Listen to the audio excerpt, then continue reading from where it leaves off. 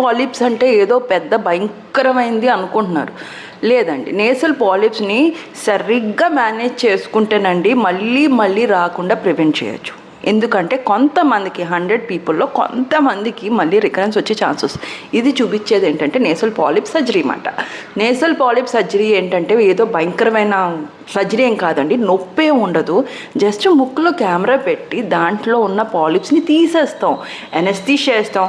ఒకవేళ కోఆపరేటివ్లా లేకపోతే general anaesthesia చేస్తే even in office base procedure కింద కూడా చేసేయచ్చు. ఇన్ ఆఫీస్ బేస్ ప్రొసీజర్సే ఏంటంటే అడ్మిట్ చేయక్కర్లేదు, అండ్ ఈవెన్ ఓపీ ప్రొసీజర్ కింద చేసేయచ్చు. ఎనస్థీషియా, లోకల్ ఎనస్థీషియా, అంత సింపుల్ అండి. మెడిసిన్తో బాగా తగ్గుతుందండి పాలిప్. ఓన్లీ థింగ్ ఏంటంటే ఒకసారి పాలిప్ ఉన్న వాళ్ళు ప్రతి ఇయర్ ఒకసారి చెకింగ్ చేసుకోవాలి. ఇక్కడ చూపిస్తున్న వీడియో ఏంటంటే లోపలికి వెళ్ళి ఎలా తీసేస్తున్నాం పాలిప్స్. సమ్ టైమ్స్ ముక్కు ప్యాకింగ్ కూడా అవసరం లేదు.